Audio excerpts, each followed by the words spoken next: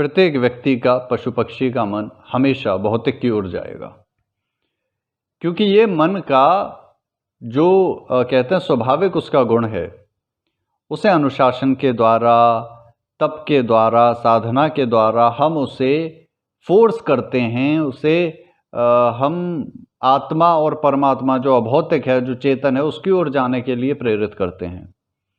परंतु जो उसका स्वाभाविक लक्षण है वो क्या है? भौतिक की ओर, जड़ पदार्थों की ओर जाना। इसी प्रकार जो इंद्रियां हैं, हमारी इंद्रियां भी सदा भौतिक पदार्थों की ओर जाती हैं। इंद्रियों का कार्य ही है भौतिक विषयों को जानना।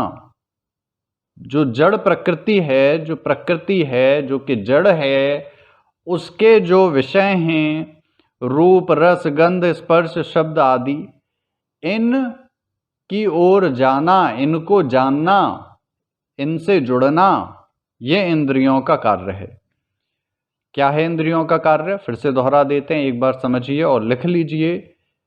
प्रकृति जो कि जड़ है, जो कि भौतिक है, प्रकृति के जो विषय हैं, रूप, रस, गंध, स्पर्श, शब्द आदि, ये जो इसके विषय हैं प्रकृति के, इन विषयों को जानना ही इंद्रियों का कार्य है। इंद्रियों की क्षमता ही नहीं है कि वो चेतन को पहचान लें, ये हो ही नहीं सकता। आप कहें कि आपकी जो आंख है वो सामने आत्मा को देख ले या परमात्मा को देख ले। बहुत से कहते हैं ना, अरे मैंने भूत देखा रात में, कहते हैं बहुत से व्यक्ति, मैंने भूत देखा, मैंने आत्मा देखी सामने। हो ही नहीं सकता, असंभव है, असंभव है। आपकी आंखें भौतिक हैं और ये आत्मा जो कि चेतन है उसको देख ही नहीं सकती। अरे मैंने सरसराहट महसूस की, मेरी त्वचा पर स्पर्श हुआ जैसे कोई आत्मा चल कर गई मेरे बगल से, असंभव है, हो ही नहीं सकता। मैंने सुना आत्मा को कुछ कहते हुए मेरे कान में, ये विज्ञान के विरुद्ध आप बात कर रहे हैं, तर्क के विरुद्ध आप बात कर रहे हैं, कल्पना के विरुद्ध आप बात कर रहे हैं, दर्शन के विरुद्ध आप बात कर रहे हैं, क्योंकि असंभव है, हो ही नहीं सकता कि आपकी इंद्रियां जो कि भौतिक हैं, जो कि जड़ हैं, ये चेतन को देख लें, उसको महसूस कर लें, उसको पहचान लें। असंभव है। ये क्या है शब्द? असंभव। तो छोटी सी बात में ये भी पता चल गया। हम तो चले थे नदी किनारे, किनारे किनारे चलते जा रहे थे धारा के साथ, देखा तो एक और प्रश्न का उत्तर मिल गया कि किस कारण भूत प्रेत की कपोल कल्पनाएं केवल कपोल कल्पनाएं हैं और कुछ भी नहीं, दिवा स्वप्न के समान हैं जिसका कोई आधार नहीं है, है ना। तो यहां अब ये जो इंद्रियां हैं ये सभी अलग अलग हैं। देखो, आत्मा तो चेतन है, वो तो अलग है।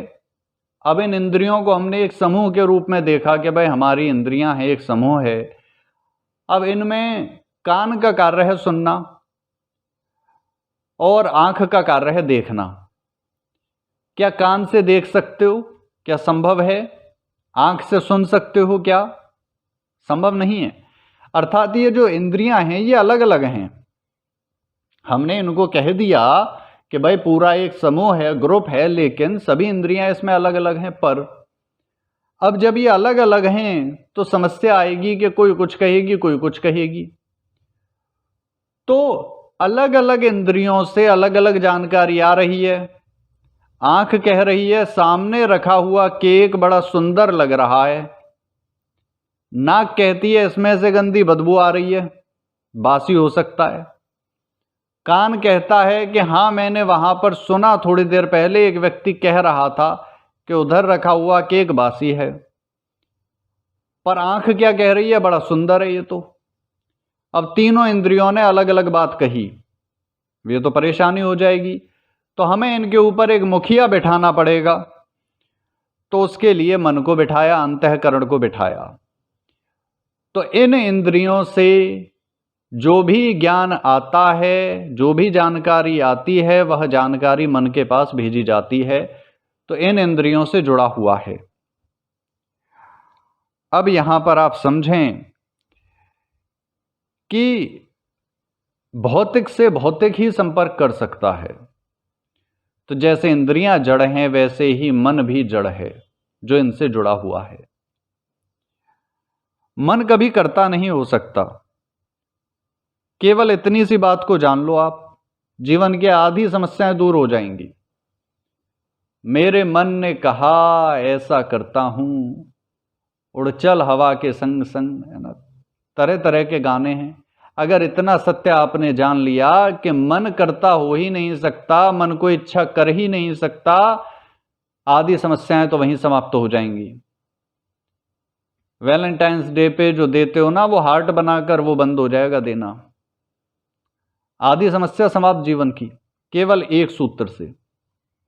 चलिए अब हम इसे देखें आगे। एक और प्रश्न आता है कि हमारा और इस सृष्टि का संबंध कैसे बनता है। देखिए हमें परम पिता ने आदेश दिया। आदेश क्या दिया है भेजते समय?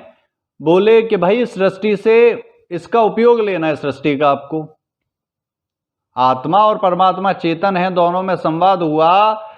परमात्मा ने आत्मा से कहा कि जा मैं तुझे भेजता हूं, तेरे लिए ये मैंने संसार बना दिया है, इसका उपयोग कर। लेकिन उपयोग करने के लिए आत्मा को यह जानना आवश्यक है कि ये सृष्टि से संबंध वो कैसे स्थापित करे, जिसके लिए हमने पिछली कक्षा में रथ के उदाहरण से, कृष्ण और अर्जुन के उदाहरण से आपको समझाने का प्रयत्न किया।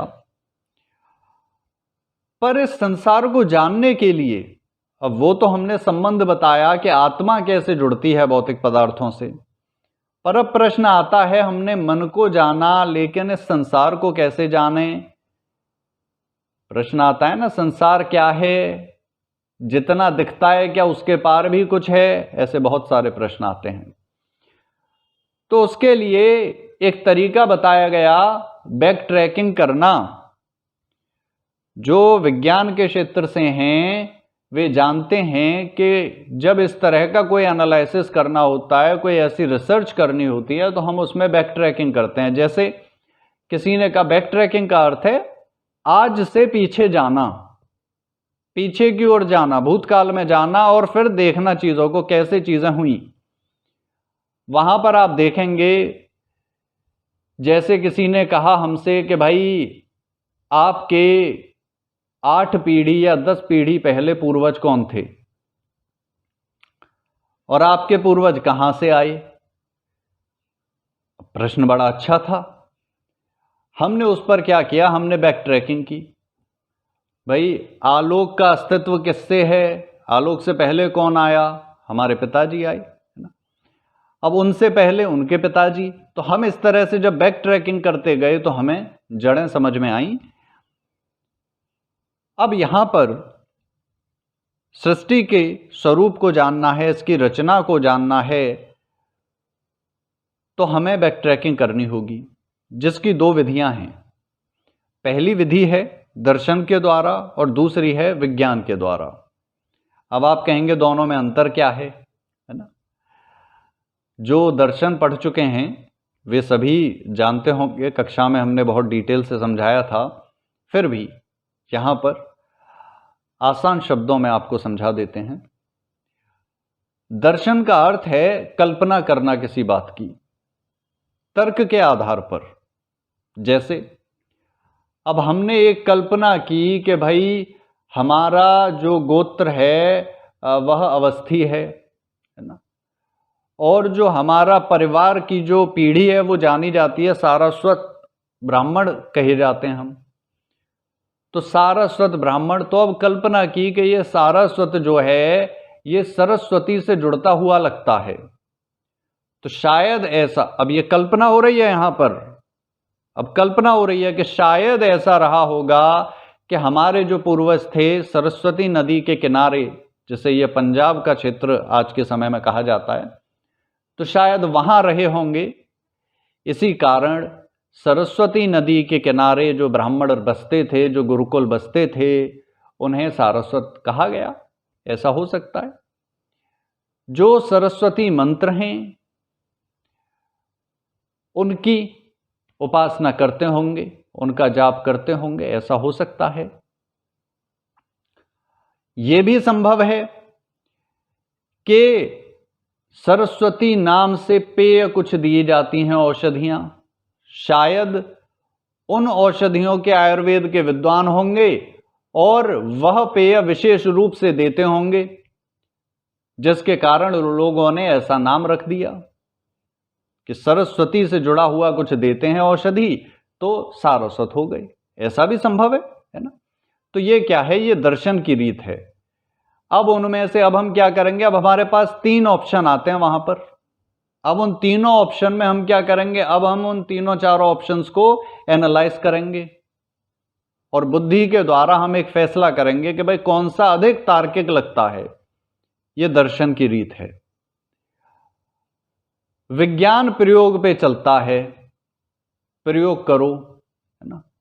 तो प्रयोग करके कि अब इनका सारस्वत की जड़ें ढूंढनी है, किसी माई के लाल में दम नहीं है वैज्ञानिक में जो इसको विज्ञान के आधार पर सिद्ध करके दे दे हमें। किसी मॉडर्न साइंटिस्ट में इतनी स्थिति उसकी नहीं है, इतनी योग्यता नहीं है कि हमें यह प्रमाण के साथ दे दे।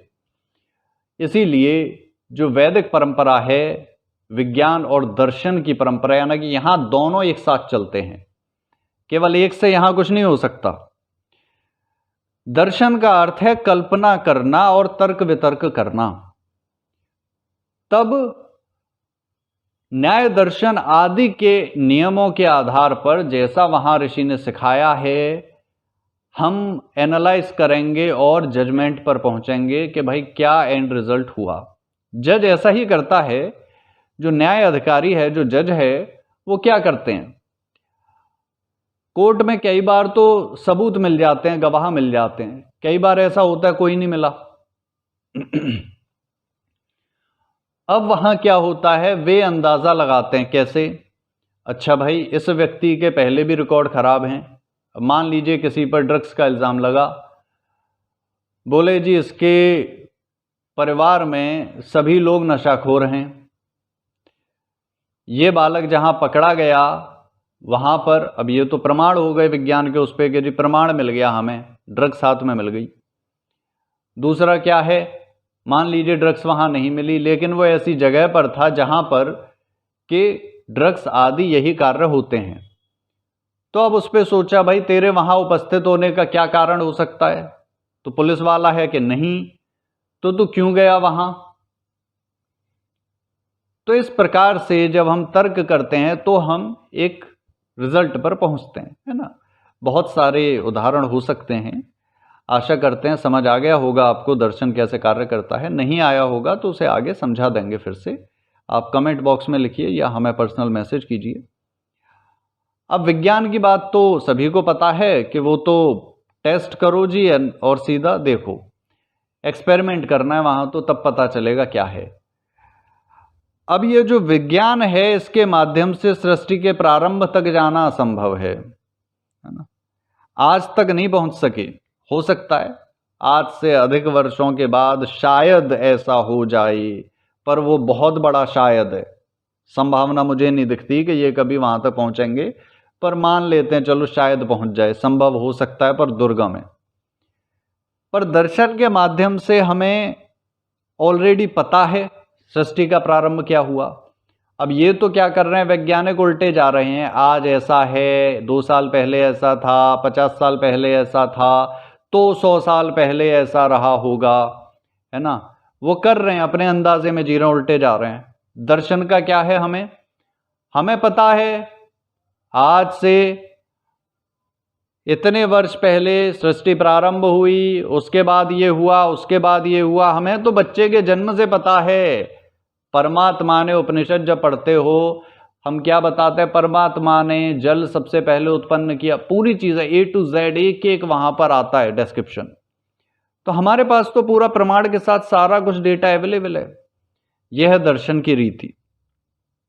दोनों में अंतर को आपको समझना होगा। इसे हम सृष्टि क्रम के नाम से जानते हैं कि जहां दर्शन में सृष्टि क्रम बताया गया है, तो इसे आपको समझना होगा। और इसी कारण जो विदेशी विज्ञान है वह धीमा है, स्लो है। जो वैदिक विज्ञान है उसकी उन्नति का कारण ही यही है, क्योंकि हम विज्ञान के साथ दर्शन को मिलाकर कार्य हमेशा करते हैं।